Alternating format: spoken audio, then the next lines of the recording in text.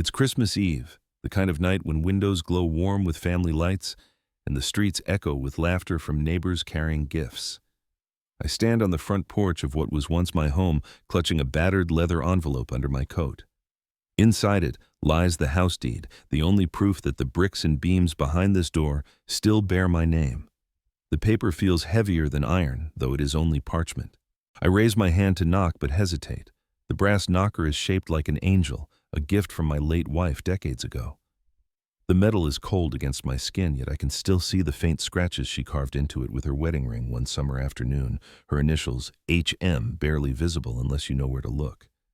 That tiny trace her hand upon the door still whispers to me. 3 years have passed since I last celebrated Christmas inside with my son and his family. 3 years of strained phone calls, unanswered messages, and silence that grew heavier with each season. I had told myself tonight would be different, that reconciliation was possible. But as I knock, I hear muffled voices inside, and one sharp word rises above the rest laughter.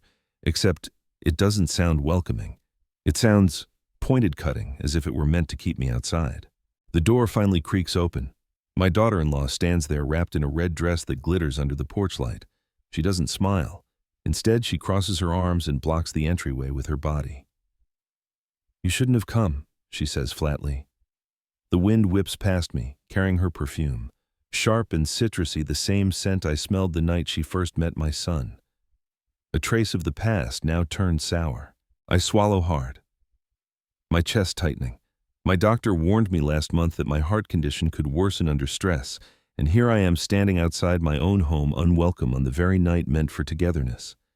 For a brief moment, I consider turning back, but then my fingers brush against the edge of the envelope inside my coat. The deed. The last card I never wanted to play. She doesn't know I hold it. She doesn't know that this house, the walls around her, the roof above her head, still belongs to me. And as her eyes harden and her words sharpen, I realize tonight will be far darker than I imagined. And that was only the beginning. Don't forget to subscribe to the channel and tell me in the comments where you're watching from. The door shuts in my face with a finality that echoes louder than the church bells down the street. For a moment, I just stand there, my hand still hovering in the air, as though I can will the wood to dissolve and let me back in. But it doesn't. The lock clicks. I'm left on the porch, staring at the wreath I once hung with my son when he was a boy. Back then, we used pine cones he'd gathered himself and ribbon my wife had saved from one of her sewing projects. Now it's some store-bought ornament, pristine and soulless, as if to erase every trace of me. The night air cuts into my lungs. My scarf knitted by my late wife doesn't seem to warm me anymore. I lower myself onto the cold step, ignoring the wetness seeping into my trousers. Across the street, I see shadows dancing in windows. Families opening presents, children running to the door every time a car passes, hopeful for grandparents with arms full of gifts. I should be in there inside, sitting with my own family. Instead, I'm the forgotten man outside his own house. A gust of wind rattles the angel-shaped knocker above me, the initials HM flickering in the porch light. I trace them with my eyes and whisper her name, Hannah. My wife's absence is a wound that never healed, but tonight it feels more like a gaping canyon. She would have known what to say. She would have reminded our son of the blood that binds us stronger than any marriage vow. But Hannah's voice has been silenced for 5 years now, and mine carries no weight. I pull the envelope halfway out of my coat and stare at it. The paper is yellowing at the edges, its wax seal cracked long ago. I remember the lawyer's hand trembling slightly when he gave it to me after Hannah's funeral, telling me, "This house remains solely under your name." It was meant as security, a safeguard, but also a burden. I had never wanted it to be a weapon, yet here I sit, shivering, wondering if tonight I must finally unsheath it. From inside the house comes a burst of laughter, hers. My daughter-in-law's voice rises above the other's sharp mocking. I can't hear every word, but I catch one sentence, as if carried by the wind. "He's not family." My chest constricts, a painful throb reminding me of my doctor's warning. I press a hand to my side and breathe shallowly, fighting the urge to crumple right there on the step. I think of my son. Where is he? Sitting quietly at that table, letting her words stand unchallenged, or perhaps he is the one who whispered them first, and she is only echoing his contempt. The thought chills me more than the December air. Silence has its own way of speaking, and his silence tonight tells me more than any outburst ever could. I pull out my phone considering dialing him, but what would I say? Let me in. Remember who I am.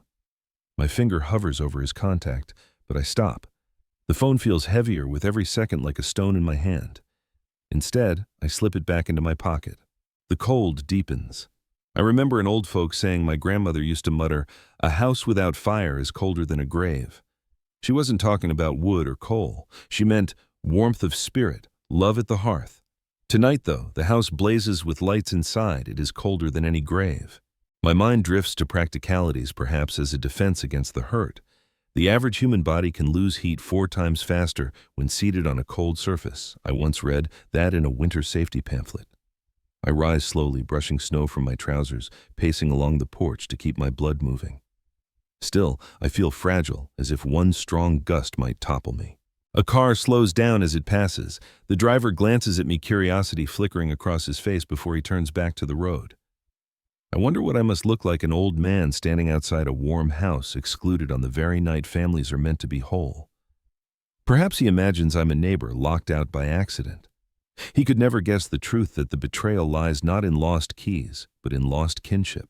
I grip the railing, my knuckles whitening. For a fleeting second, I almost shout. I imagine pounding the door, demanding they face me, demanding they remember.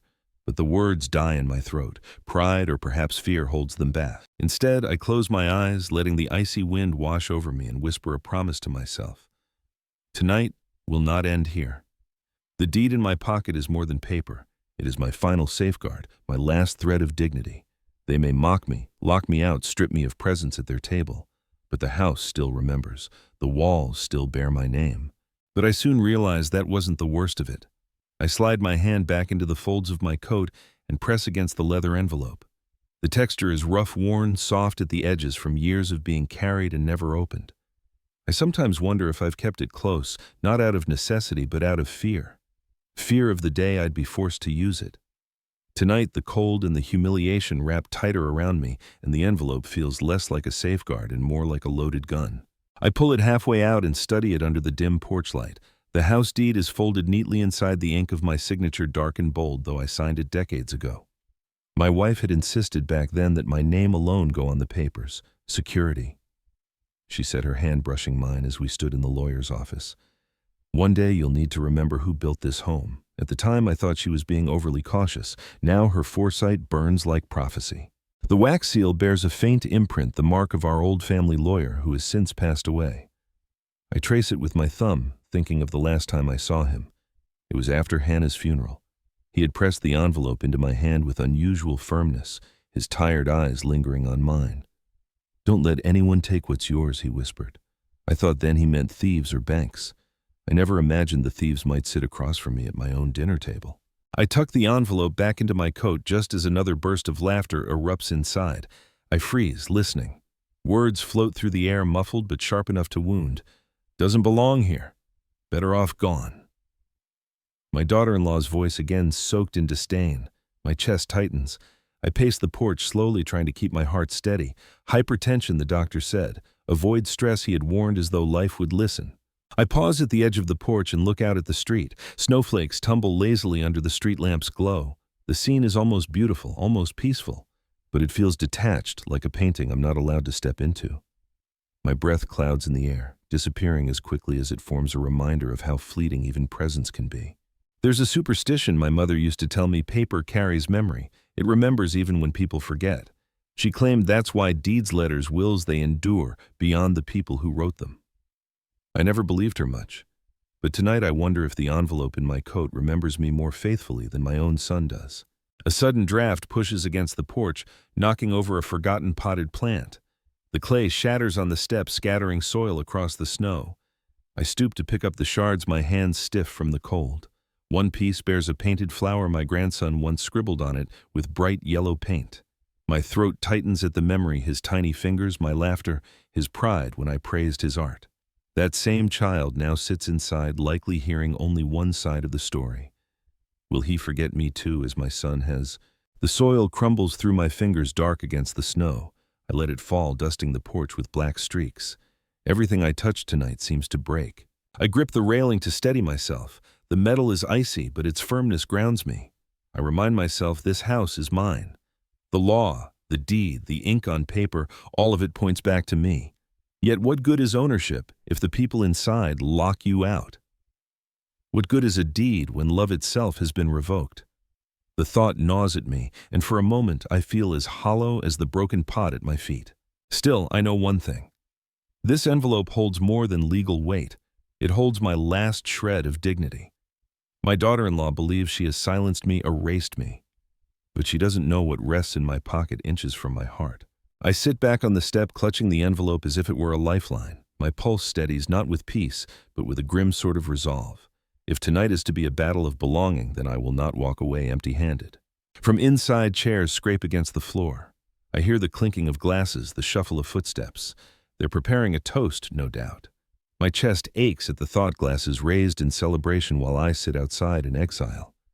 Once my wife's laughter would have filled that room. Once my son would have begged me to carve the turkey to say the first prayer. Now my role is to be forgotten. But the envelope whispers otherwise. It hums against my chest, a quiet reminder that paper can outlast cruelty. That memory, though buried, can be unearthed. I close my eyes, listening to the muffled celebration, and make a silent vow: tonight I will not leave until the truth finds its way to the table. I thought I was safe, but I was wrong. 3 years. That's how long it has been since I last stepped freely into that house. 3 winters, 3 springs, 3 summers, and 3 autumns, each one carrying silence thicker than the one before. You'd think time softens anger, but sometimes silence feeds it, growing heavier, like snow on a roof, waiting for the inevitable collapse. I remember the last Christmas we spent together, 2019, before the world closed its doors. My son had insisted I carve the turkey. My daughter-in-law smiled then, or at least pretended well enough. But I caught the flicker in her eyes when I took the head seat at the table. Disapproval, sharp and fleeting like a blade slipping back into its sheath. That was the year she first suggested I downsize, her word for leaving the home I built, the one where my wife's perfume still lingers in the curtains. After that, the calls grew shorter. Invitations grew fewer. My son always said he was busy, that the children had school, that life was demanding. Excuses sound different when you know they're shields. His voice carried hesitation, as though someone listened beside him, someone who chose his words for him. I told myself not to blame her, but how could I not, when every shift in tone seemed to happen after she entered his life? Silence is deceptive. On the surface, it feels like nothing, but it eats at you. You begin to fill the void with your own fears. Maybe he resents me for how I raised him. Maybe he believes I failed his mother in her final days. Maybe he thinks I cling too tightly to the past. A man can go mad replaying old arguments in his head, crafting apologies that will never be spoken, defending himself in imaginary trials that have no jury. I remember one afternoon, about a year into the silence, I dialed his number. The ring seemed to stretch forever. When he finally answered, his voice was rushed. "Dad, can I call you back?" he asked. I said yes, of course, knowing he never would. I sat by the phone the rest of the day, staring at the receiver as though it might glow. It never did. That was the day I stopped waiting. But stopping doesn't mean healing. Stopping means you grow accustomed to the ache, like living with a limp. You can still walk, but every step reminds you of what's broken. I filled my days with small routines. Morning tea, a walk around the block reading the paper. Once I even tried volunteering at the library, thinking maybe helping others would ease the emptiness. It worked for a time. But every Christmas, every birthday, every anniversary, the silence roared back louder than ever. There's an obscure detail I once read in a psychology journal. Silence between family members often hurts more than open conflict. A shouted insult can be answered, a slammed door can be reopened, but silence denies even the chance for repair. It's like standing in front of a locked door, hearing laughter inside, but never given the key. Tonight, I realize that is no metaphor. It is my reality. The years without them forced me into conversations with ghosts. I spoke to Hannah more than to any living soul. I'd sit by her photograph on the mantel, tracing her smile with my eyes, asking, "What would you do?" Sometimes I swore I could hear her answer, not in words, but in the faint smell of her perfume, the faint glint of her wedding ring still on my finger. That was how I survived 3 years of silence. Now, standing here on this porch, I feel those years press down on me all at once. My body is older, my heart weaker, but the ache of being forgotten that hasn't aged a day. A dog barks down the street, pulling me back to the present. Somewhere a child shouts in delight as a gift is unwrapped. Life moves on. Families carry on. Except mine, the one I raised, has chosen to carry on without me. I grip the envelope in my coat. For 3 years I've kept it hidden, never daring to wield it. Part of me thought silence was safer, less destructive. But silence has its own way of speaking, and theirs has spoken loud enough I'm no longer welcome. And yet the walls inside this house still remember me. The laughter that once filled them, the meals, the tears, the prayers. Paper remembers, bricks remember, even if people do not. I take a deep breath, my chest tightening but my resolve hardening. 3 years of silence ends tonight. But I soon realized that wasn't the worst of it. Through the frosted window, I glimpse them gathered at the dining table. The chandelier above throws golden light across polished silverware and crystal glasses, turning the room into a stage. I stand outside, invisible, an audience to a play in which I once held a starring role. Now I'm not even a forgotten extra, I'm erased from the script entirely. My daughter-in-law lifts her glass first. Her movements are rehearsed, almost theatrical, as if she's the director of this show, and every other person a mere actor.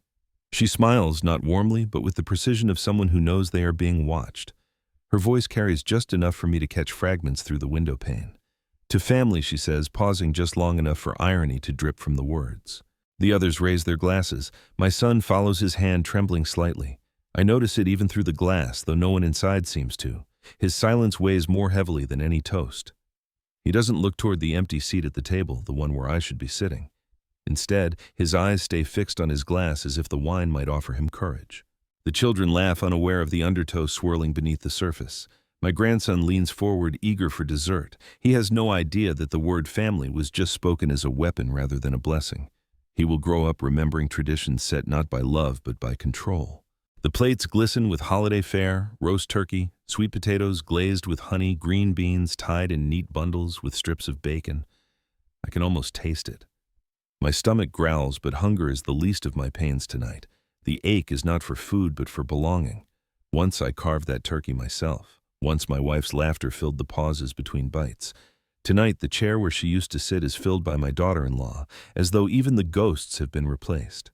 Then I notice something chilling. The family portrait above the mantel has shifted. At first I think it's the light playing tricks, but no, the frame is different.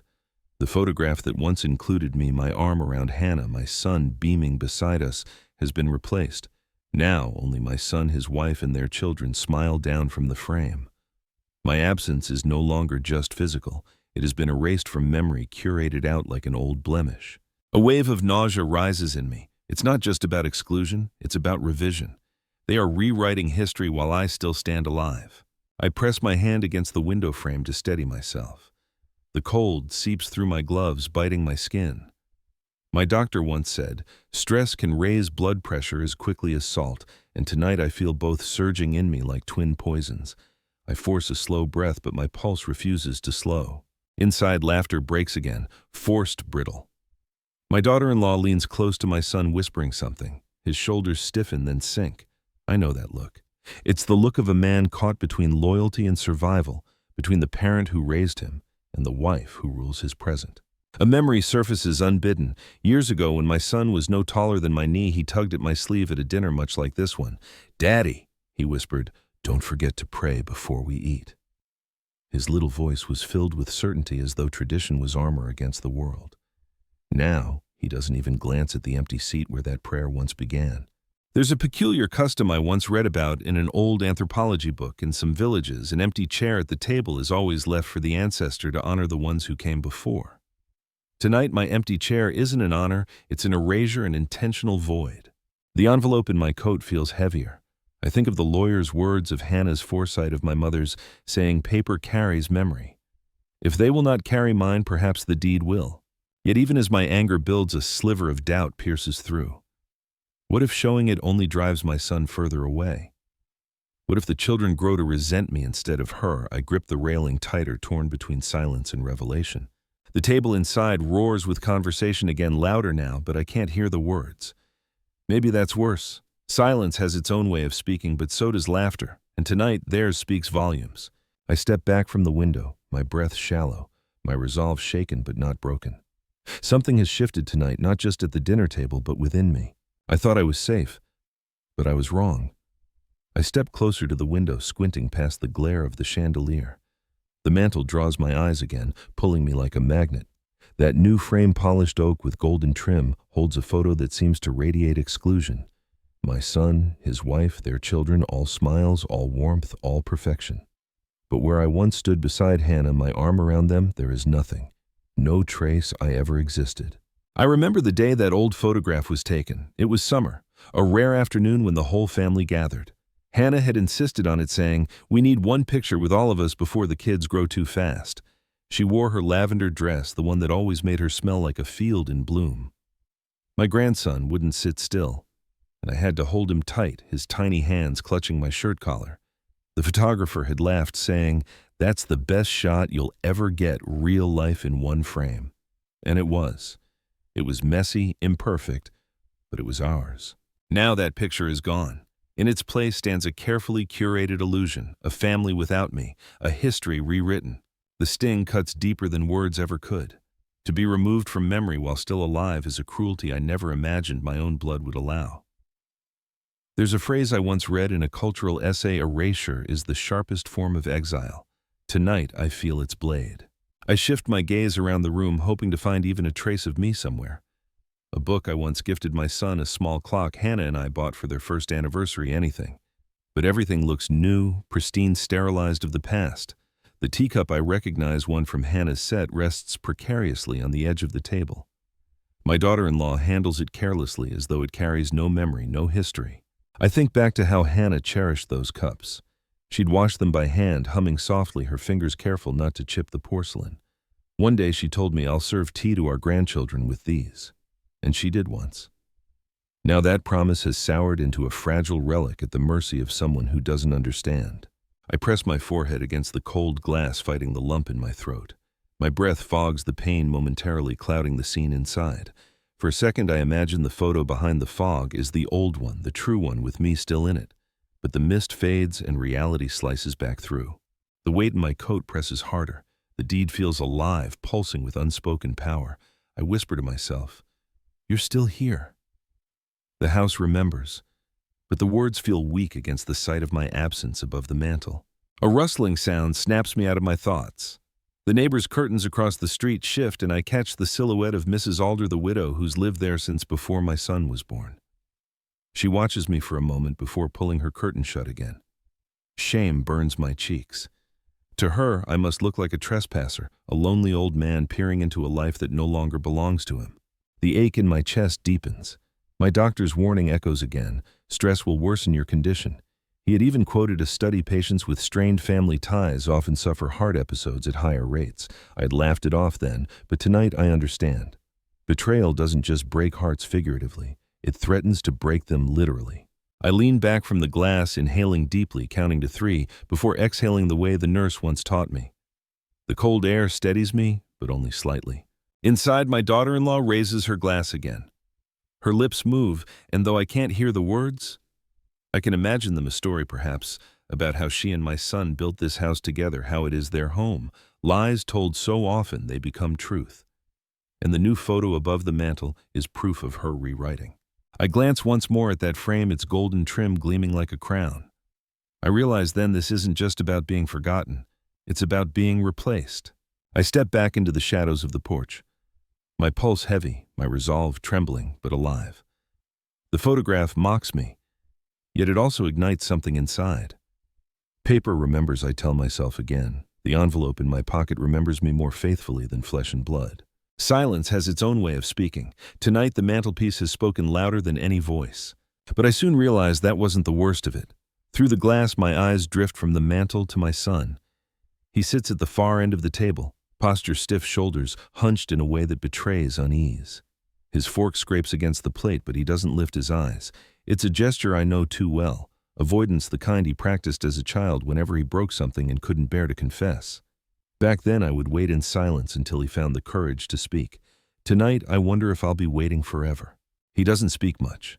The conversation flows around him, carried by his wife's confident tone, by the children's chatter, by the clinking of glasses. But his voice is absent, a hollow where something vital should be. It's as though his silence has been conscripted into her service, another weapon in her arsenal. I watch his hand tremble as he reaches for the wine glass. A small detail, but one that screams louder than any word. He isn't at ease. He isn't comfortable. Yet he says nothing. He doesn't even glance toward the door, though he must know I'm outside. Maybe he heard my knock earlier. Maybe he recognized my shadow on the porch. And still nothing. There's a memory that surfaces unbidden. He was 10 years old, standing on the schoolyard, frozen as a bigger boy shoved him. I watched from across the fence, heart pounding, ready to intervene, but before I could, he lifted his chin and in a voice steadier than I expected said, "Stop." It was enough to make the bully hesitate. I'd never been prouder. Tonight I search for that same spark of courage in his eyes. I don't see it. The weight of silence can crush more than words ever could. I once read a legal article that said silence in court can be as damning as testimony. Absence of speech is itself a statement, and my son's silence tonight is screaming that he has chosen her side. I shift uneasily on the porch, the cold gnawing at my bones. My breath fogs the glass, blurring his face for a moment. When it clears, he is still staring at his plate, still lost in a silence that feels like betrayal. I whisper his name, though no one can hear. Daniel. The word escapes like a prayer dissolving into the night. For a second I imagine he stirs, that he hears me across the barrier of glass and years. But he doesn't lift his head. My chest tightens again. Not the stabbing pain of before, but a slow, dull ache, the kind that spreads like a bruise. I press my hand to my coat, steadying myself as if the deed inside can anchor me against the storm of his silence. I think of Hannah. She always believed Daniel would be the bridge between us and the future. He has your heart, she'd say, but my stubborn streak. She trusted him to carry forward the values we built together. What would she say now, seeing him shrink into silence, letting his wife's words define the story of our family? Would she forgive him? Could I? The children burst into laughter again, their joy oblivious to the tension. My grandson waves a fork in the air, telling some story that makes his little sister giggle until she nearly spills her drink. I want to smile. I want to share in their joy. But their laughter is trapped behind walls that should be mine too. And my son sits among them, mute, a man who once promised he'd never let anyone divide us. An obscure detail drifts into my mind in Japanese culture. Silence in family gatherings can mean respect, deference to elders. But here, my silence is exile, and his is complicity. The difference is everything. I imagine standing knocking again, forcing him to meet my eyes. I picture the moment when he'd have to choose to let me in or to let me freeze. But the thought terrifies me because I already know his silence might be the answer. The chandelier light flickers, casting shifting shadows across his face. For a fleeting second, it looks like a mask, one of those ancient Greek theater masks frozen between tragedy and comedy. My son, my blood reduced to an actor in someone else's play. I lean back from the window, closing my eyes. Silence has its own way of speaking, and tonight my son's silence is louder than any words. But I soon realized that wasn't the worst of it. The cold bites deeper as I step off the porch, missing to keep the blood flowing. Snow crunches under my boots, the sound sharp in the stillness of the street. My breath rises in white clouds, fading almost as quickly as they form. I cross my arms against the chill. But it isn't the wind that makes me shiver. It's the memory of a voice from earlier today, a voice that now echoes with eerie clarity. "Be careful tonight," Mrs. Alder had whispered. I'd been coming back from the market, a bag of chestnuts in one hand, when she called to me from her porch. She's lived across the street since before my son was born, a widow who spends her days tending roses and feeding the stray cats that circle her yard. Her eyes, sharp as ever, despite her years, had scanned the street before she leaned closer. I heard things she said, her voice low, almost conspiratorial. About her, about the way she talks when you're not there. I frowned, asking what she meant. Mrs. Alder shook her head, her gray scarf fluttering in the wind. "She's planning something. I don't know what, but it's not good for you. Just be careful." At the time, I brushed it off as gossip. Neighbors love their stories, and I didn't want to believe mine could be true. But now, standing here exiled from my own home, her warning gnaws at me. What did she hear? What plans did my daughter-in-law weave that even the neighbors could sense? I look back toward the house. Inside, my son's wife gestures with confidence, her smile as polished as the golden frame above the mantel. She raises her glass again, leading the conversation like a conductor with an orchestra. My son, still silent, follows her rhythm. Could Mrs. Alder have been right all along? A chill gust pushes me down the sidewalk. I tighten my coat, my hand brushing against the envelope again. The deed feels almost alive, as though it knows it might be called upon tonight. I imagine Mrs. Alder's voice whispering in my ear, "Don't let anyone take what's yours." I pause by her house. The curtains shift slightly, and for a moment I think I see her silhouette. Is she watching me now, worried I'll ignore her warning? I remember how serious her eyes had been this afternoon. Eyes that had seen generations come and go, families build and crumble. A woman like her doesn't waste words. The bag of chestnuts I carried earlier sits now on my porch. Forgotten where I dropped it when she shut the door on me. A few have spilled into the snow, their shells glistening under the street lamp. Hannah used to roast chestnuts every Christmas Eve, filling the house with their warm, nutty scent. The children loved cracking them open, giggling when the shells popped. Now the chestnuts lie broken in the snow, another memory discarded. I kneel to pick one up, brushing snow from its shell. My fingers ache from the cold, but I hold it anyway, as if the small object might anchor me to what's slipping away. Ordinary things become strange when left out in the cold, just like me once, central to the celebration, now stranded at the edge of it. Mrs. Alder's warning rattles around in my mind. I recall another detail she mentioned. She talks about the house as if it's already hers. At the time, I laughed bitterly. But now, hearing the laughter spilling from within, seeing my photograph erased, I realize it was an exaggeration. She has already taken possession in her mind, rewriting not just memory but ownership itself. The ache in my chest sharpens, and I steady myself against the railing. I remember the nurse's advice: pause, breathe deeply, count slowly. I follow the steps, though the air feels like knives in my lungs. Across the street, a cat meows. Mrs. Alder's strays. They circle her yard, waiting for her nightly offerings. I wonder if she's inside now, setting out saucers of milk, glancing nervously at the window, praying her warning wasn't too late. Inside my house, no, their house as they call it, the celebration grows louder. Music plays faintly, the kind meant for background cheer. It feels mocking from where I stand. I look at the chestnut in my hand one last time before letting it fall. It lands softly in the snow, joining the others. I straighten my coat, my resolve hardening. Mrs. Alder was right. Something dangerous stirs beneath the surface of tonight's laughter. Silence has its own way of speaking. Tonight, the neighbor's whisper speaks louder than the music inside. But I soon realized that wasn't the worst of it. My fingers find the cold metal key in my pocket, the same one I've carried for over 30 years. Its teeth are worn smooth, the brass darkened with time, but it has always turned the lock without fail. It is more than a key, it is a symbol of belonging, of being rooted to a place built with my own hands, brick by brick, memory by memory. Tonight, though, the thought gnaws at me. Will it still fit? I step back onto the porch, clutching the key tightly as though my very identity depends on it.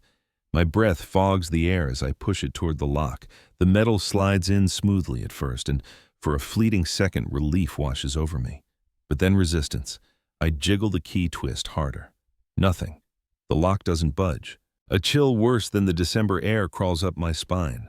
I try again, pressing harder, shaking the handle. The sound echoes through the silent night, a futile rattling a door that no longer knows me. She changed it. My daughter-in-law changed the lock. I stagger back a step, my hand still gripping the useless key. 30 years, and in one quiet move, she severed my last tether. To her, I'm not just unwelcome, I'm a trespasser. The key glints under the porch light, mocking me. I stare at it, remembering the day Hannah and I first cut it. She had tucked it into my palm with a smile, whispering, "This is our forever." We'd laughed about how heavy the key felt, how even then it seemed too big for one door. Now it feels light, almost weightless, stripped of meaning. An obscure fact drifts into my mind, perhaps as a way to steady myself. Locks once changed are meant to protect against thieves. The irony cuts deep. To her, I am the intruder, not the father-in-law, not the man who raised her husband, not the one who built these walls. I press my forehead against the door, the wood cold and unyielding.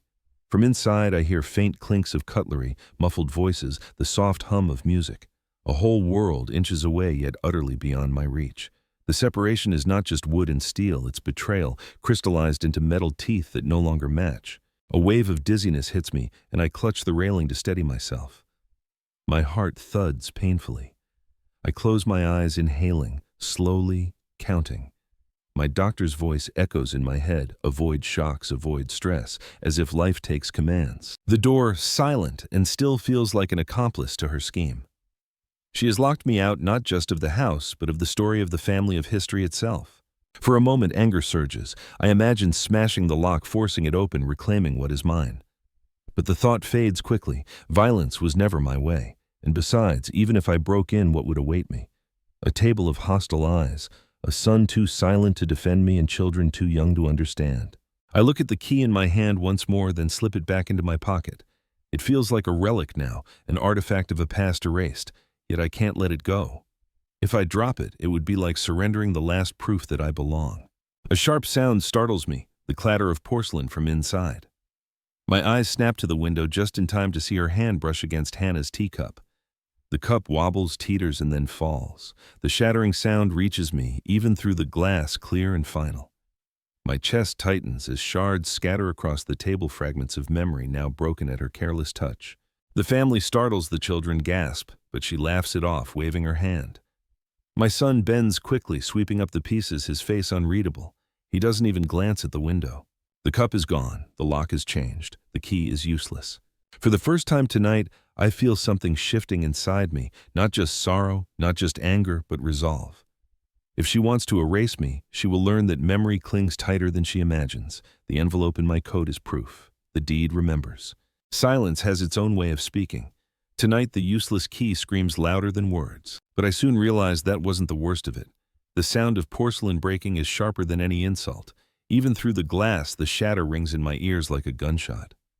I flinch, my hand tightening around the railing as if the house itself had cried out. Hannah's teacup, the one she cherished, the one she insisted always be hand-washed, lies in ruins across the table. Pieces scatter across the polished wood, glinting under the chandelier like tiny daggers. For a moment, the room freezes. My granddaughter gasps, covering her mouth with her little hands.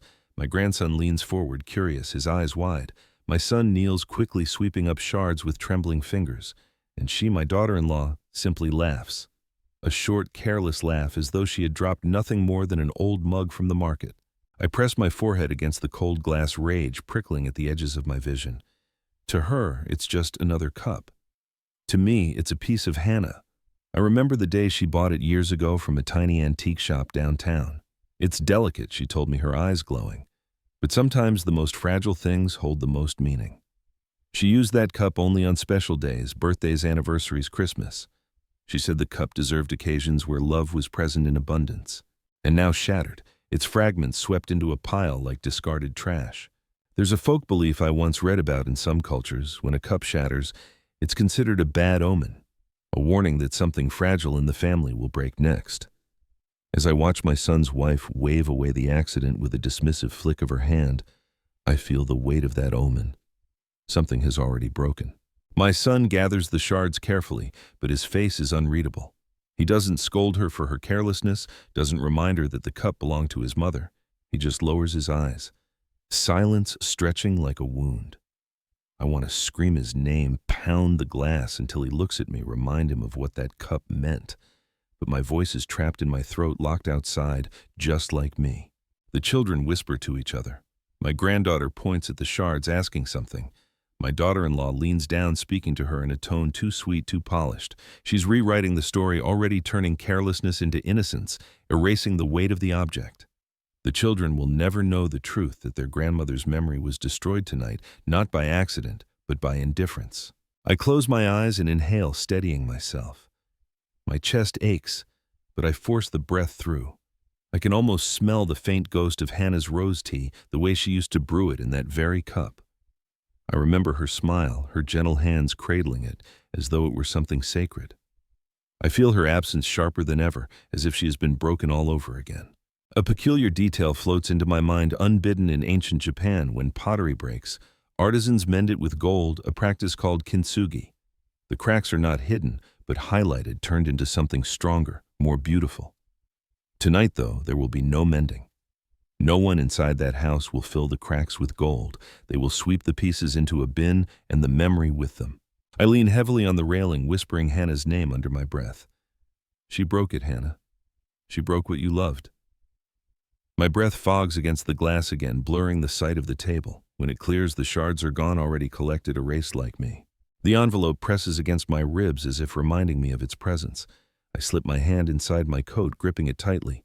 If they can shatter cups and erase photographs, what will stop them from trying to erase me entirely? My daughter-in-law doesn't know it yet, but this envelope is the last unbroken piece of truth. The music inside swells, laughter follows, and life carries on around the brokenness. But I can't shake the omen. The teacup may be gone, but what it symbolized, memory, love, fragility, is shattered with it. Silence has its own way of speaking. Tonight it speaks through broken porcelain. But I soon realized that wasn't the worst of it. The envelope presses against my side like a heartbeat, steady and insistent. I slip a hand into my coat pocket, not just to feel the deed, but to touch something else I keep hidden there. A small, creased business card. Its corners are bent. The ink faded, but the name is still clear. Robert Hale, attorney at law. My lawyer. My last ally. I remember the day he handed me that card. It was after Hannah's funeral, when the house felt unbearably large and empty. Robert had placed a hand on my shoulder, his voice gentle but firm. "Keep this close," he'd said. "You may need me sooner than you think." At the time, I thought he was only being cautious. Tonight, I realize his foresight mirrored Hannah's. They both knew storms were coming. I pull the card halfway out and stare at it under the porch light. The embossed letters catch a faint glimmer. Beneath his name is a phrase he insisted on adding, "Justice remembers," a motto he said. Now it feels like prophecy. My fingers tremble slightly as I hold it, not from the cold, though the air is biting, but from the weight of the choice before me. To call him tonight would set something in motion I can't undo. Papers, courts, confrontation, a battle not just of walls and ownership, but of blood and loyalty. Am I ready for that? Is my son? I tuck the card back into my pocket, but the thought won't leave me. Inside, I see my daughter-in-law gesturing her hand, slicing the air as she speaks. She looks confident, commanding, as though she is the rightful matriarch of this house. My son listens, nods faintly, his silence continuing like a wound that never heals. Every gesture of hers, every nod of his, pushes me closer to that phone call. I glance at my wristwatch, its glass scratched from years of wear. 9:30. Robert might still be awake. He often told me he kept late hours because injustice doesn't sleep. The thought almost makes me smile. Almost. There's an old superstition I once read about carrying another man's card. Particularly a lawyer's is like carrying a shield. It doesn't stop the blow, but it warns others you are not defenseless. Tonight, the card feels like exactly that. A shield hidden beneath my coat, waiting to be lifted. The memory of our last conversation replays in my mind. If they push you too far, Robert had said, don't argue, don't beg, just call me, we'll let the law do the talking. I had scoffed then, believing family ties were stronger than legal binds. But tonight, standing outside, erased from the table, I wonder if the law is the only tie left. I pace the porch, the card warm in my palm, despite the freezing air. My heart thuds heavy but steady. I picture myself handing it across the table tomorrow, sliding it toward her with a calm she wouldn't expect. The thought steadies me. The reaction it might provoke almost tempts me to act tonight. Yet doubt lingers. What if calling Robert widens the gulf with my son forever? What if the children grow up seeing me as the man who dragged their parents into court? My grip tightens around the card until the edges bite into my skin. It's not just a card, it's a choice, a weapon, and perhaps the last one I'll ever have. A sound from inside interrupts my thoughts. The scrape of chairs against the floor.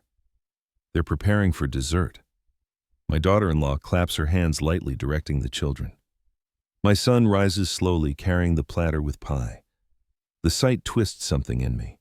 That used to be my role, carrying in the dessert, telling the children to wait until after the toast.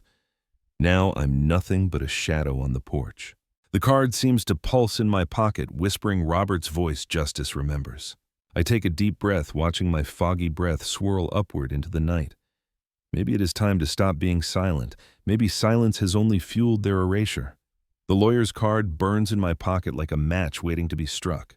I close my fist and whisper to the night soon. I thought I was safe, but I was wrong.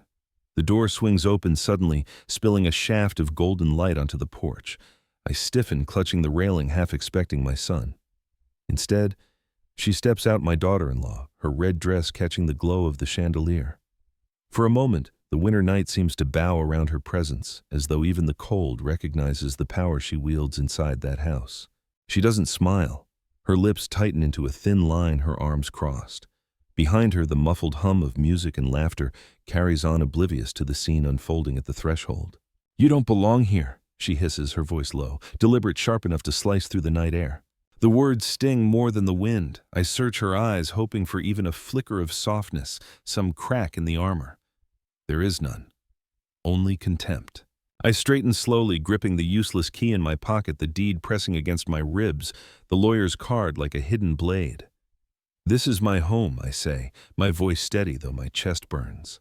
The cold steals the breath from me, but I force the words out. I built these walls. I raised my son here. My wife's memory lives in this house. Her eyes narrow.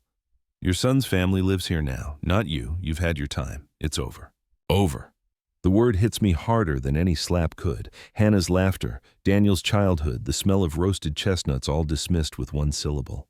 I take a step forward, but she doesn't move. Instead, she blocks the doorway with her body, her chin lifted in defiance. "If you cared about your son, you'd leave him alone," she says. "Stop clinging to the past. Stop making him choose between us." The accusation steals my breath. Choose? Did she mean that has my son been forced to choose all along? His silence, a sign not of weakness but of shackles. The cold deepens, but sweat beads along my neck. My heart thuds heavily, dangerously. I clutch the railing to steady myself, but she mistakes my weakness for retreat.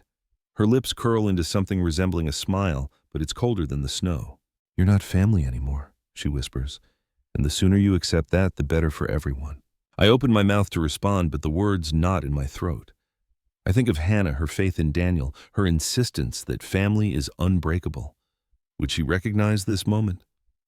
Would she believe the woman standing before me had dismantled everything we built? Silence stretches. The night seems to hold its breath. Even the wind pauses, waiting. I finally manage to speak, though my voice is hoarse. Blood doesn't vanish. History doesn't vanish. You can lock the door, change the lock, even erase my picture from the wall. But you cannot erase me. Her eyes flash, but she doesn't falter. "Watch me," she says. The words burn. For the first time tonight, I feel the envelope in my coat not as a burden, but as a weapon. My fingers brush at the lawyer's card beneath it. A plan forms a whisper of resolve. Not yet, I tell myself, but soon. Behind her, my son appears in the doorway holding a tray. He pauses when he sees me, his face pale, his eyes wide. For a moment, hope flares, but then he lowers his gaze just as he did at the table and steps back inside. The door closes slowly, carefully, as though sealing a coffin. The porch falls into darkness once more. My breath escapes in a cloud trembling. Her words echo in my ears, a poison I can't shake.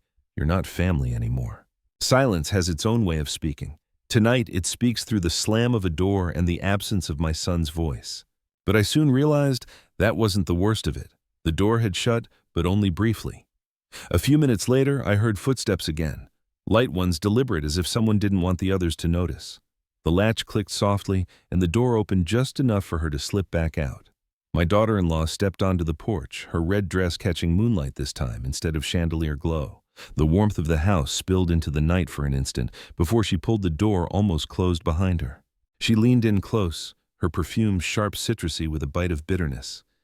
"One word from me," she whispered, her lips so near my ear I felt the warmth of her breath in the freezing air, "and you'll lose everything." Her tone wasn't loud. It didn't need to be. Whispered threats can cut deeper than shouted curses. My stomach tightened. I knew she wasn't talking about locks or photographs or even chairs at the table. She meant war, legal, financial, personal. A campaign to erase me from every corner of their lives. My instinct was to laugh, to remind her that the deed in my coat carried more authority than her voice ever could. But the words caught in my throat. There was something in her eyes, a gleam hard and steady, that told me she wasn't bluffing. "You think that paper in your pocket matters?" she said, her eyes narrowing as though she could see straight through my coat. My breath stalled. Did she somehow know? "It won't stop me," she continued. "I can make your son resent you so deeply he'll never speak your name again. Do you really want that?" The chill of the night seemed to sink into my bones. Her words wrapped around me like chains dragging me down. Could she do it? Could she twist my son further than silence already had? My heart thudded painfully, the doctor's warning echoing in my head. Avoid shocks. Avoid stress. But how can a man avoid stress when betrayal breathes against his ear? I forced myself to straighten. "This house," I said quietly, "is mine." My voice cracked on the last word, but I didn't look away.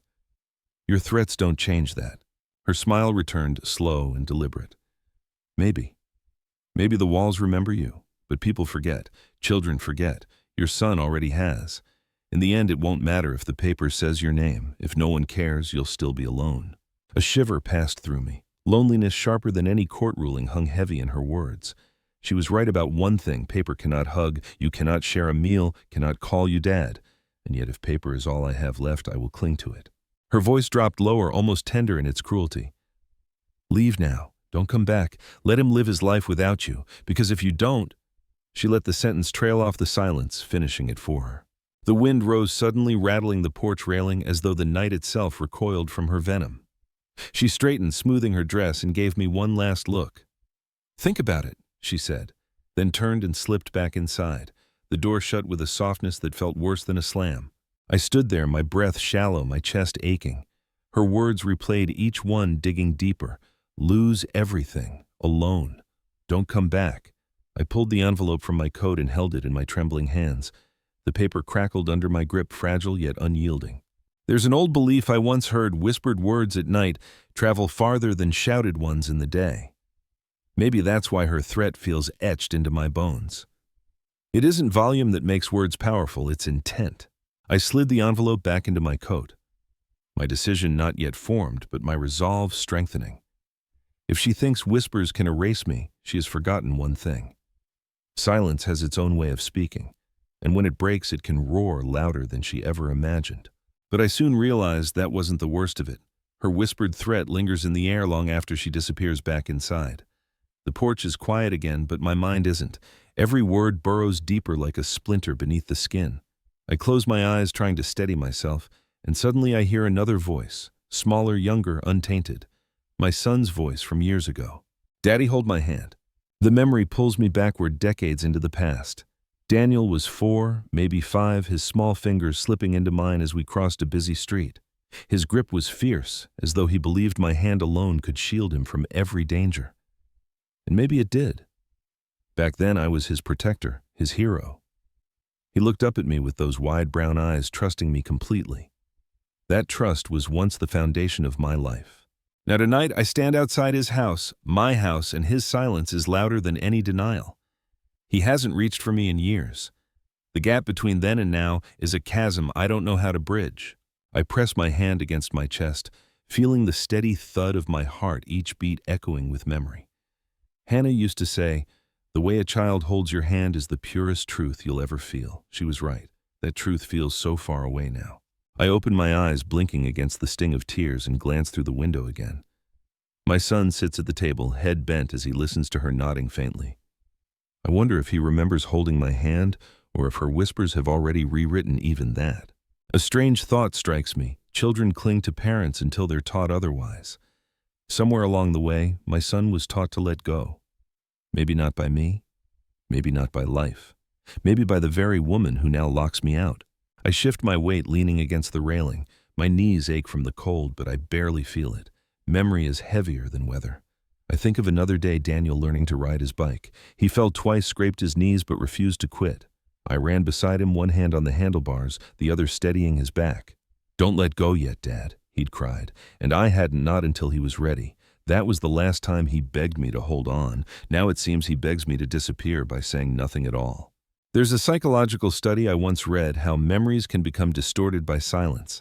When one side refuses to speak, the other fills in the gaps with assumptions often darker than reality. Maybe that's what happened here. Maybe Daniel believes I abandoned him in ways I never did. Or maybe he simply chose the easier path, silence instead of confrontation. A gust of wind rattles the bare branches overhead, pulling me back to the present. I look down at the snow where my boots have carved deep impressions. It reminds me of the path Daniel once made in the backyard snow as a child, circling endlessly with his sled, calling out, "Watch me, Dad." He wanted nothing more than for me to see him. Now he won't even meet my eyes through the glass. My chest tightens again, a dull ache radiating outward. I steady myself with slow breaths, counting like the nurse taught me. But the pain isn't only physical, it's grief in disguise. The envelope in my coat rustles as I shift, reminding me of its presence. It feels like Hannah's hand now steadying me, the way I once steadied Daniel's handlebars. Paper remembers. If my son has forgotten, if whispers have replaced echoes, then maybe the deed will speak louder than silence. I whisper his name again, barely audible. Daniel. The night swallows it, but for me it lingers. A plea, a memory, a reminder that once he clung to me with all the trust in the world. Silence has its own way of speaking. Tonight it speaks by reminding me of the hand that once clung to mine and how empty my hand feels now. But I soon realize that wasn't the worst of it. I don't knock right away. I stand facing the door, my palm pressed to the leather as if I'm steadying a restless heart. The house hums behind the wood utensils, low voices, the scrape of a chair, a world that used to be mine. I inhale, let the winter air burn my lungs clear, and then I lift the knocker. The angel strikes once, twice. The latch clicks. The door opens only a hand's width, and my son appears framed by warm light. Daniel's eyes flick to the envelope jutting from my coat. We say nothing. Up close, I see the small details I've missed for years, the gray threading his hair, the chapped line at his lower lip, the tiny vein pulsing at his temple. He looks like a man who hasn't slept well in a long time. I raise the envelope not like a weapon, not like a plea, but like an offering. His shoulders tense.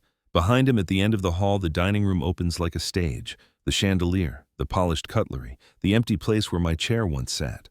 And there the mantel, with its new photograph, my absence gilded in gold. "Dad?" He begins, voice rough. I shake my head once, no words. His mouth closes. Something passes between us, a memory, maybe a boy whispering, "Don't let go yet," while I ran beside his bicycle. I take one step forward. Daniel doesn't move aside, but he doesn't block me either. He pivots, a small turn of the shoulder, permission measured in inches. I cross the threshold. The heat of the house pushes against my cheeks, almost unbearable after the cold. The entry table, the old mahogany console where Hannah used to keep a crystal bowl of peppermints, stands empty. For a heartbeat, I consider leaving the envelope there. But the room beyond breathes waiting. If paper must speak, it should speak where it will be heard. We reach the dining room. Conversation dims. My granddaughter's fork pauses in midair. My daughter-in-law's smile freezes all enamel and calculation.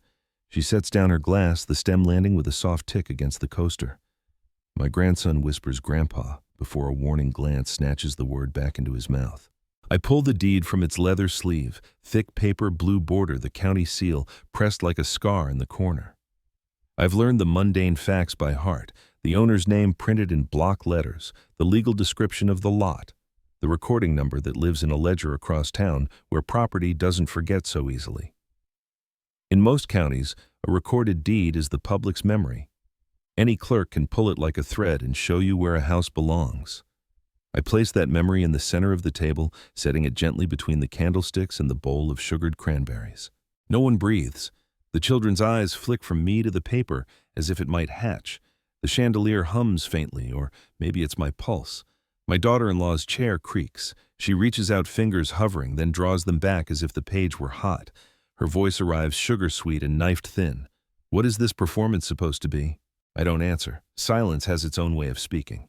Daniel stands on my left. I can feel the heat from his sleeve where his arm hangs useless at his side. He doesn't look at me. He looks at the deed, at the angled block letters of my name. A flush rises slowly along his neck the way it did when he was a boy, caught lying about a broken window. The room tilts toward him. Wife, children, the mantel's new portrait waiting to be told what this means. 1,000 words press against my tongue about Hannah's initials, scratched into the brass knocker, about the teacup shard swept into an uncaring palm, about the changed lock and the key that no longer knows me, but I swallow them. I promised myself the paper would speak tonight. A slice of ordinary life intrudes, the faint smell of nutmeg riding up from the pie, the radiator pinging as heat expands the iron. The tiny napkin ring my granddaughter has bent into the shape of a heart, real specific things. This is still a home, I think, even if I am treated like a stranger in it. The thought hurts in a clean, bright way. Across the table, my daughter-in-law gathers herself. "Children," she says lightly, "finish your bites." Then to me, colder, "You've made your point." She reaches again. I place 2 fingers on the page, not grabbing it, just resting there, the gentlest boundary. Her hand stops.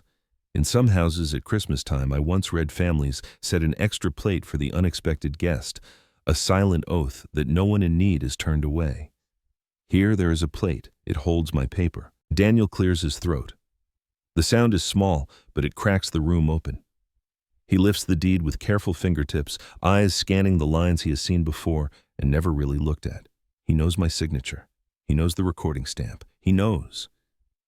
He swallows. This is current, he says, voice barely above a breath. A pause gathers heavy expectant. If tension could ring like crystal, it would sound exactly like this.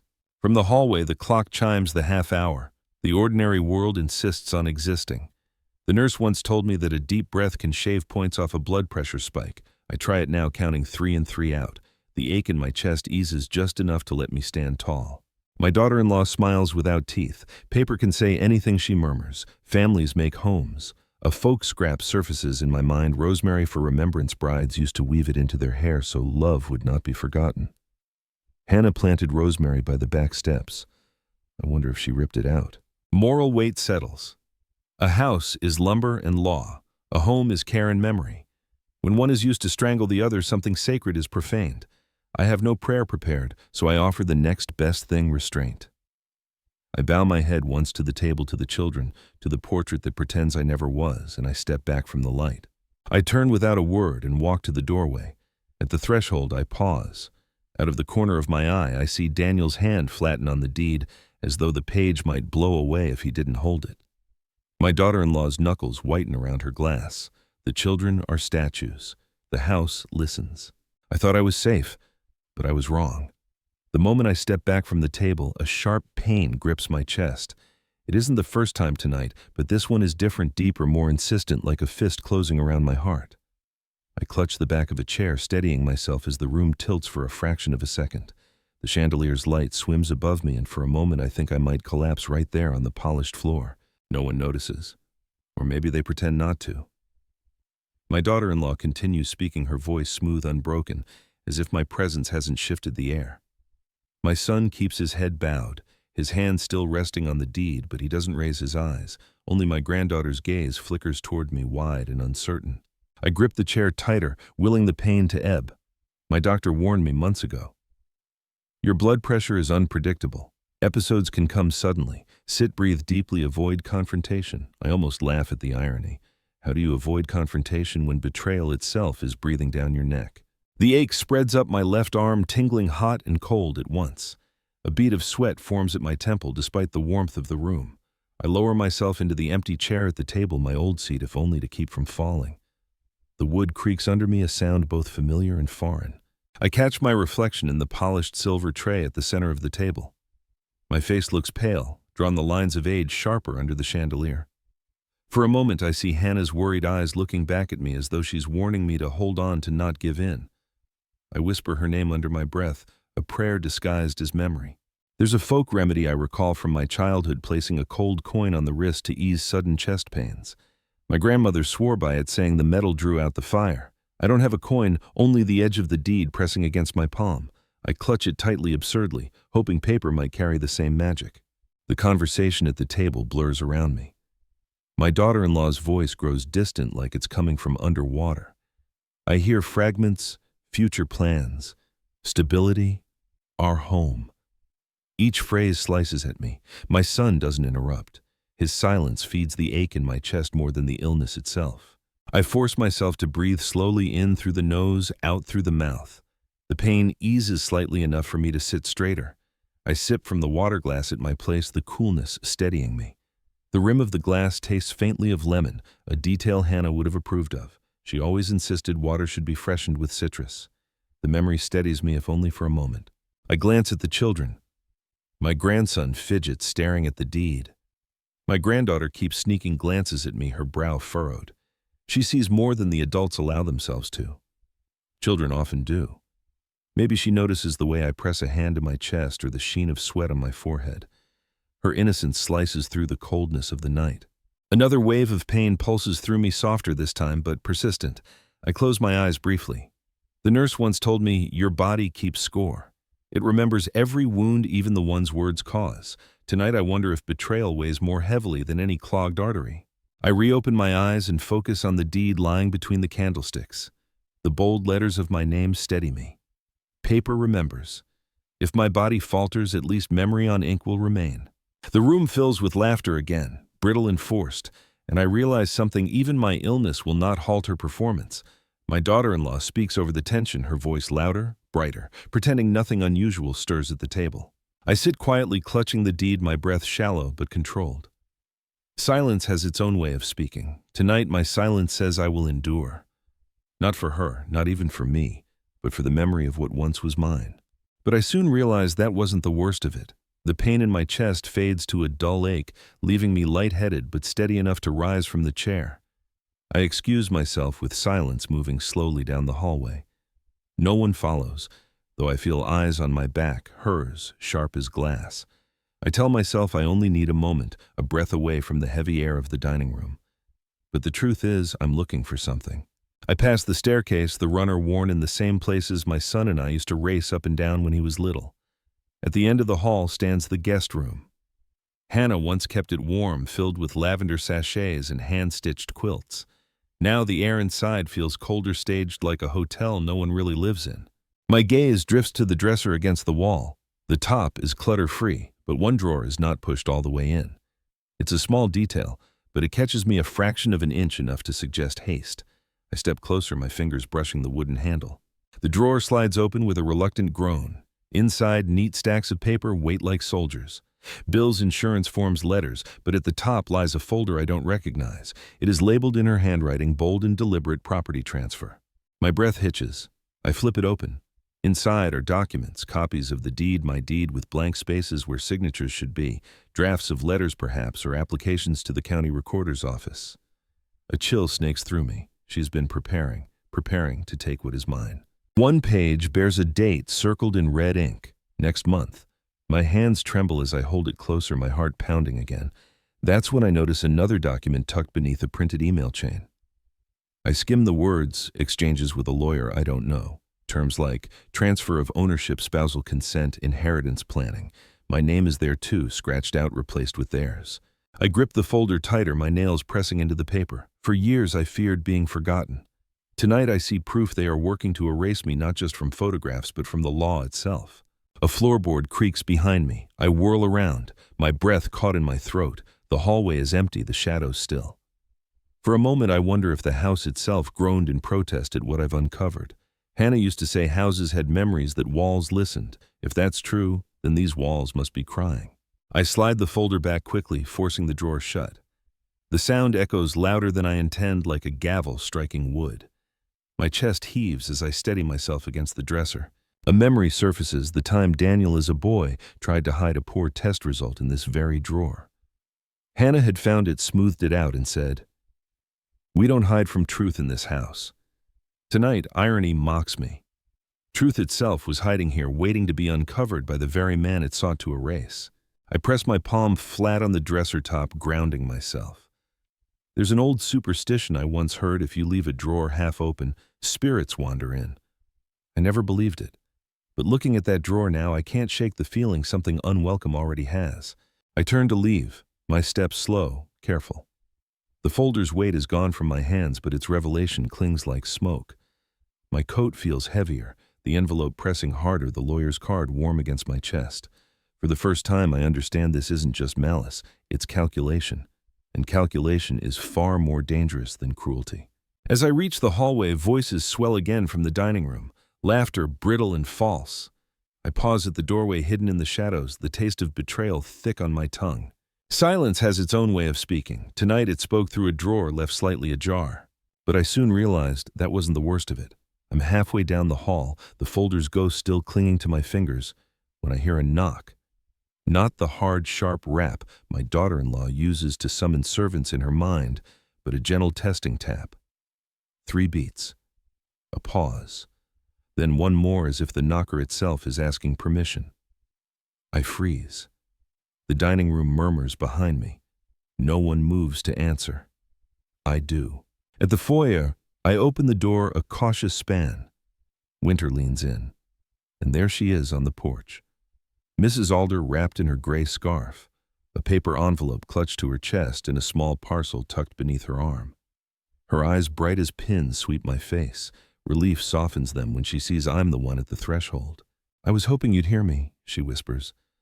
"I didn't want her." She doesn't say the name. She doesn't have to. "What is it?" My voice is low, hoarse with the house's heat and the night's cold. She slips the envelope into my hands. "Found this last week, in your bin by the curb. I wasn't sure how to bring it to you without causing trouble. She nods at the parcel. And this too. I slide my thumb under the flap. Inside is a photograph, the one I have been searching for with my eyes since I stepped onto this porch. Our old family portrait, Hannah in lavender. Daniel still soft-cheeked my arm around them both. A spiderweb crack runs through the glass, but we are all there. Real, not erased. On the back in Hannah's careful cursive, the date and a single word. Together. The letters hook my breath. They threw it out, Mrs. Alder says, voice tight. Frame and all, I couldn't bear it. For a heartbeat, everything goes quiet. The street, the chandelier, even the ache in my chest. Silence has its own way of speaking. I press this too. She opens the parcel. Inside, between two pieces of wax paper, lies a flattened sprig of rosemary, dark and fragrant even now. From your back steps. She pulled the bush 2 months ago. Thought you'd want a piece. The smell rises sharp, clean, the same green Hannah used to bruise with her thumb before tucking it into the Sunday roast. An old custom lifts through memory. In some weddings long ago, brides wore rosemary for remembrance. Mourners tucked it into coffins so love would not be forgotten. Hannah once told me that. She had planted the bush for that very reason. Now I hold the pressed ghost of it in my hands. Footsteps approach behind me. I turn just as my daughter-in-law appears at the end of the hall, smile, set eyes already hardening. Everything all right? She sings. Her gaze drops to the envelope, then to the glint of cracked glass. A flicker quick as a knife crosses her face. Mrs. Alder doesn't flinch. She lifts her chin, a little bird squaring itself against a storm. I brought him something that belongs to him, she says simply. My daughter-in-law's smile thins. We decluttered, she replies, as if it were a virtue. Old things, broken things. Not broken, I say, and my voice surprises me. It's steady, not old. Ours. I tip the photo toward the hall light so the crack throws a silver vein across Hannah's dress like lightning. My son's footfalls whisper somewhere beyond, then stop. He is listening from the shadow of the dining room arch. Mrs. Alder tugs at her scarf and leans closer to me. I took pictures, she murmurs, just for my ear. The frame by the bin, the dates stamped. If you need them. Practical fierce. In many towns, a fact glints through my mind like a pulled pin. Anything left at the curb is considered abandoned property, free for the taking. Neighbors know this. The law knows this. Memory does not. I nod once. Thank you. 2 words too small for what she has returned, proof sent, a piece of what the house remembers. For a beat, the three of us stand in a triangle, the width of a rug, the keeper of the door, the keeper of the street, the keeper of control. Heat presses at my back. Night presses at my face. The photograph cools in my hands. Somewhere a car hisses by on wet asphalt. The house waits. Children. My daughter-in-law calls over her shoulder without looking away from us, dessert soon. Then to me in a velvet whisper edged with steel, you really should be resting. Mrs. Alder's eyes flash. He should be inside, she says, not to pick a fight, simply to state the order of the world as it ought to be. I tuck the rosemary between the photo and its backing, a small stubborn seam of green along the crack. The gesture steadies me. The radiator ticks. My heart answers. Morally, a thought crystallizes. A home is not only the ledger at the county clerk, it is a liturgy of small keepings.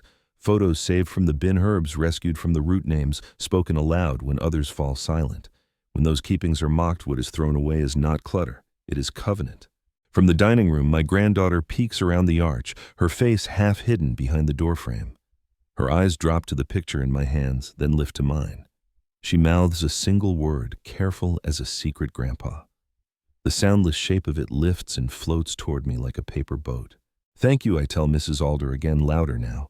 Gratitude travels on its own legs. She nods the smallest bow and presses a warm hand to my forearm, the human version of rosemary. I'm across the street if you need me, she says, and I know she means more than tea or sugar or a spare umbrella. She turns and steps into the winter night. My daughter-in-law pivots back toward the dining room, reclaiming the corridor with her walk. I close the door softly and follow. Each footstep sounds like a choice. I slip the photograph under my arm, the rosemary rustling faintly against the cracked glass. The deed waits on the table ahead, my name a dark tendon on the page, evidence, memory, witness. I cross the threshold. Conversation falters. Even the chandelier seems to listen. This time I do not set the photo on a side table to be tidied away. I carry it to the mantel, to the space where an edited truth now hangs, and I stand there a long second, measuring the distance between what was and what is. I thought I was safe, but I was wrong. Back in the dining room, the photograph misses, Alder returned to me rests on the mantel, its cracked glass catching the chandelier's glow. The rosemary sprig pressed inside still releases its faint fragrance. My daughter-in-law pretends not to see it, her smile tighter than ever. My son stares at the table, his fingers drumming lightly against the edge of his plate. Silence hums beneath the chatter, a current only I seem to feel. Then my phone buzzes in my coat pocket. Once, twice, insistent. I pull it out quickly, shielding the screen with my hand. The name flashing there stills my breath. Robert Hale. My lawyer. I glance around the table. No one notices or pretends not to. I push back from the chair, murmuring something about needing air, and step into the hallway. The buzz comes again, then fades. I press the phone to my ear, my voice barely above a whisper. Robert. His voice is calm, steady, the same tone that carried me through Hannah's estate after she passed. I wanted to confirm. Are you ready to proceed tomorrow? The hallway tilts for a moment, my chest tightening. Proceed, I echo, though I know what he means. Yes, we filed the notice 2 weeks ago. Tomorrow's meeting will finalize the protective order on the property. They won't be able to move forward with any transfer attempts. His pause is deliberate. Unless you've changed your mind. I close my eyes, leaning against the wall. The drawer. The folder labeled property transfer. The circled date. My daughter-in-law's whispered threat. The evidence sits heavy in my memory. My resolve flickers but does not fall. No, I whisper. Don't cancel. We move forward. A silence stretches. Robert inhales slowly. You're doing the right thing, but be careful tonight. Don't let them corner you. I thank him, slip the phone back into my pocket, and press a hand to my chest. The ache has softened, but the weight of the decision pounds harder than any illness. As I step back toward the dining room, my eyes drift to the photo on the mantel. Hannah's smile behind the cracked glass seems to hold me steady. I think of her words years ago, don't hide from truth in this house.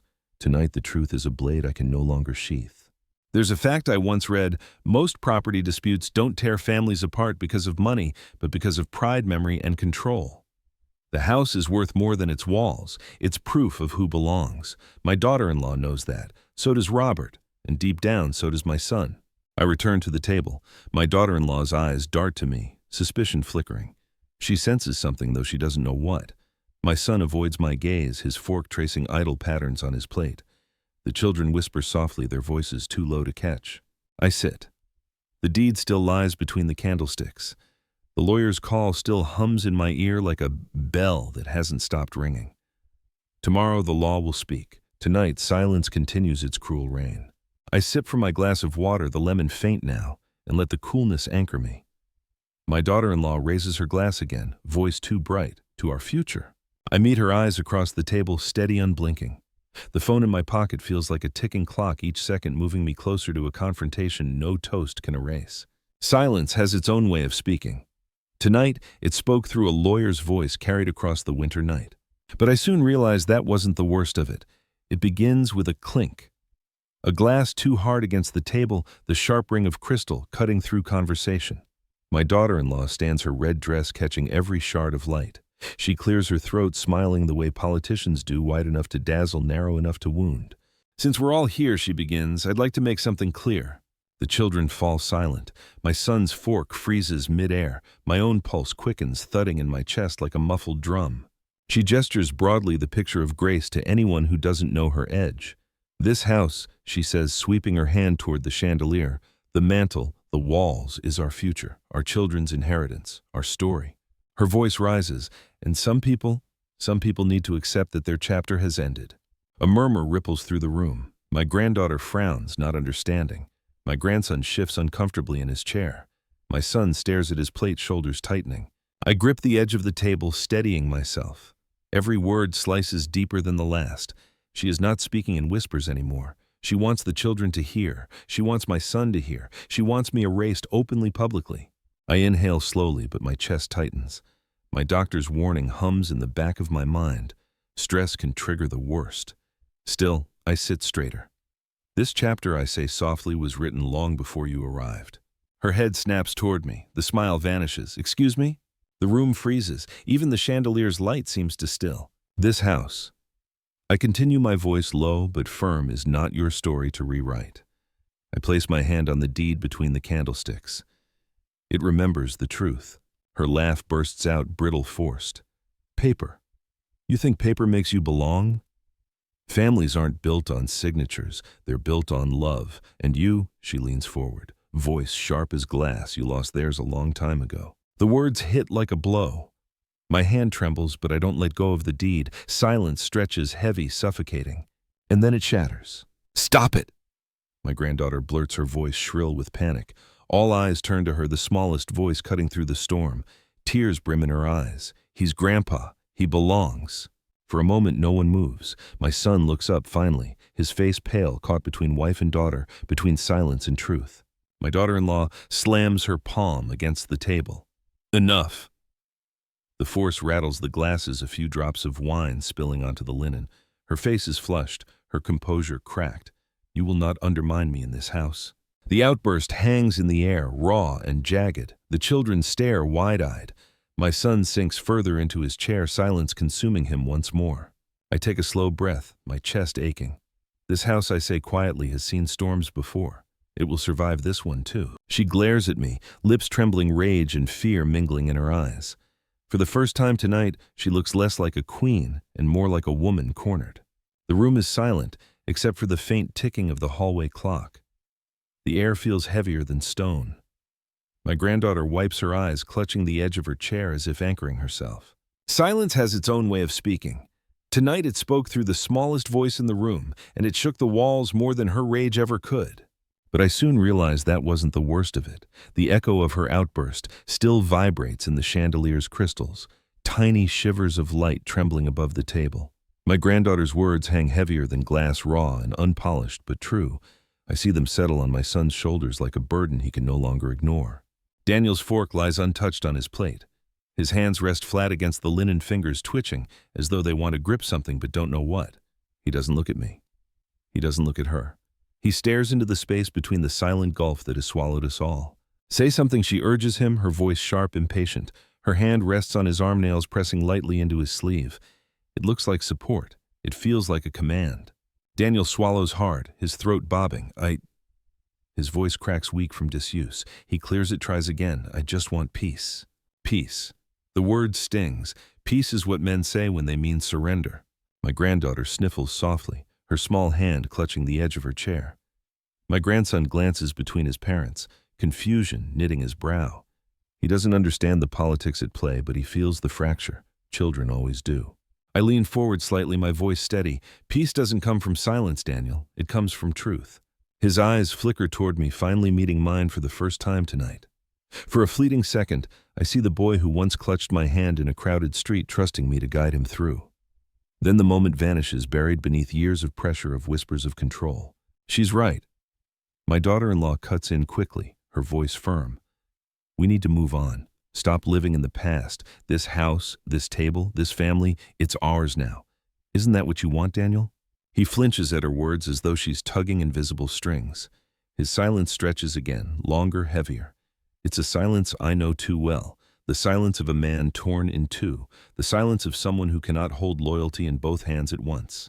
A detail surfaces from a psychology article I once read. Prolonged silence in marital conflict often signals suppression, not peace. Suppression that builds like pressure in a sealed jar until it shatters. I see that pressure in Daniel's jaw, the tight clench of his teeth, the shallow breaths through his nose.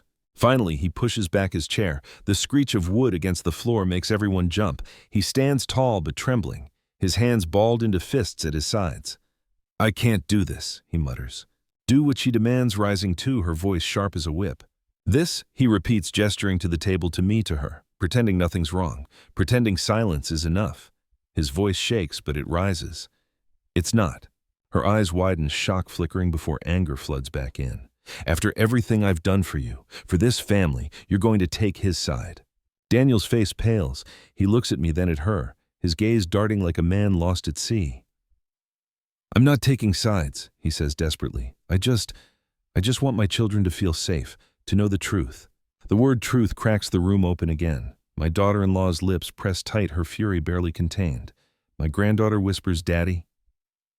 Her voice is small, but it cuts through the noise like a bell. Daniel presses a hand to his temple, eyes closing. I can't keep pretending, he whispers almost to himself. Not anymore. For the first time tonight, silence shifts. It's no longer an ally to betrayal. It's the pause before something breaks. I sit back slowly, my chest tight but steady, watching my son wrestle with the chains he's carried too long. He is torn between blood and vow, between the man who raised him and the woman who commands his present. And though the struggle may crush him, it also may free him. Silence has its own way of speaking. Tonight my son's silence fractured, and in the cracks truth began to seep through. But I soon realized that wasn't the worst of it. It happened so fast I almost missed the beginning of it. Daniel's chair lurches when he takes a step back. His knee clips the table leg and the candlestick wobbles. The thin, steady flame bends, recovers, then the brass base gives a tiny hop. The deed, resting like a pale island between cranberries and salt, slides an inch. Another. It tips over the rim of the runner and waltzes down through the chandelier light. Time stretches long enough for me to see my name drift tilt, and then the page meets the floor with a dry whisper. No one speaks. Even the radiator holds its breath. On the wood, the deed lies splayed like a felled flag, the county seal catching a shard of gold. I'm already moving, but she is quicker. My daughter-in-law steps forward and places the toe of her heel on the corner of the paper, pinning it to the plank as neatly as a specimen under glass. The gesture is precise, almost dainty. It feels like sacrilege. Careful, I say, and the word comes out smaller than I intend. Daniel looks stricken. He reaches as if to lift the page, then stops. Halfway fingers hovering in the air between his wife's shoe and my name. His hand trembles. The children watch with predator-quiet stillness, as if a single breath might change the end of the scene. The floor is where trash belongs, she says lightly, eyes on me, voice dipped in honey, and this is just paper. I kneel. The room tilts for a heartbeat, my chest a tight band, but I stay down and slide 2 fingers to the exposed edge. The wood is warm from the radiator. The paper is cooler stubborn. I do not tug. I simply rest my fingertips there, the gentlest refusal. Up close, I can see a smudge of sugared cranberry near the margin, and through the thin stock, the ghost of the recording stamp, the number that lives in a clerk's ledger across town where memory does not ask permission to exist. Defacing a copy won't change the record, I say softly, not to taunt, but to anchor myself, in fact. A recorded deed sits with the county witnessed indexed. Paper here is symbol, paper there is law. It's the plainest truth I know tonight. She leans in, her perfume cutting through the heat. Families aren't law, she murmurs. Families are who sits at the table. Her heel presses harder. The corner of the deed creases a tiny break like a cracked fingernail. Something old surfaces, an obscure crumb of history from a book I kept in the den in medieval England. When a house changed hands, they didn't sign pages. They performed livery of season. The seller would hand the buyer a twig or a clod of turf from the threshold. The property made visible weight you could feel. Tonight our twig is a page, and she is grinding it into the floorboards. Don't, Daniel says suddenly. One word. Raw. It lands like a small stone in a still pond, rings widening. He bends fingers trembling and touches his wife's ankle, gentle pleading. Please. For a breath, the house is a held chord. The chandelier hums. My granddaughter's chair creaks. Somewhere far away, a car door thuds. Then the pressure lifts. She steps back, not retreating so much as recalculating. I slide the deed toward me, smoothing the bent corner with my thumb, the way Hannah used to smooth the dog-eared pages of library books before returning them with a guilty smile. I rise slowly. Thank you, I tell Daniel. He doesn't look at me. He looks at the page in my hands as if it has grown teeth. But he nods once, quick ashamed of the hope it gives away. I place the deed on the table again, not in the center this time, but in front of my granddaughter. She leans forward, eyes wide. Is that the house's name? She whispers, reverent. In a way, I say. It's the house remembering. My daughter-in-law laughs brittle. Houses don't remember. People do. She lifts her glass. A red moon of wine sloshes against crystal, and people forget. The rosemary in the picture frame on the mantel answers with its own quiet insistence, a breath of green that reaches me even here. Hannah used to crush a leaf between her fingers before Sunday roast, hold it under my nose and say, "Tell me what it says." I'd inhale and answer, "Remember." A superstition perhaps, but every home is built on a liturgy of small repeated beliefs. "Look," my grandson whispers, pointing. A bead of candle wax loosened by the earlier wobble gathers swells and finally lets go, falling in perfect silence onto the tabletop. It cools in a heartbeat, a white oval seal beside the deed. The children stare like they've witnessed magic. I cannot help it, I smile. Even accidents can choose sides. A moral thought steadies itself in me. A family that weaponizes love against truth turns a house into theater. Law without care is cold. Care without truth is cruel. A home requires both pages and prayer seals and rosemary names written and names spoken aloud. I'm tired of this, she says. Composure, reassembled voice bright with order. Children, go to your rooms. Daniel. No, he says louder this time. He doesn't stand. He doesn't pound the table. He simply places his palm on the wood the way he did on the deed earlier, and the gesture is enough to halt her next command. They stay. He looks at me, and for a heartbeat, the years fall away. Dad, sit. I sit. The deed rests between us like a bridge we have not yet learned to cross. The room goes very quiet, the kind of quiet that isn't absence, but gathering. Even the heat pipes seem to wait for what will be said next. I ease the bent corner flat with a thumbnail. Tomorrow, I say, and my voice is steady, the clerk's office will confirm what this paper says. No one is being thrown into the street. No one is losing a bed. But we are done pretending I don't exist. Her eyes flash. You wouldn't dare. I meet her gaze and think of the hidden drawer, the email chain. The circled date the photo pulled from the bin. The rosemary pressed between waxed paper. The angel knocker scarred with HM. I didn't come here to dare, I say. I came here to remember. The clock in the hall begins to chime the hour, each note spaced like a verdict. Between chimes, a hush so deep I can hear my own breath steadying the small click of my granddaughter's necklace clasp as she fiddles with it, the whisper of Daniel's sleeve as he exhales. Silence has its own way of speaking. But I soon realized that wasn't the worst of it. The deed lies between us like a wound that refuses to close. Its corner, still bent from her heel, catches the light in a way that makes it seem alive, throbbing with memory and proof.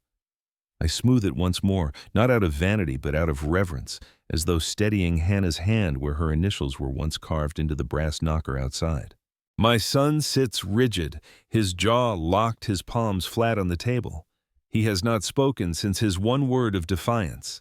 My granddaughter leans forward, her wide eyes fixed on me, hungry for clarity. My grandson swings his legs under the chair, restless, sensing tension without fully naming it.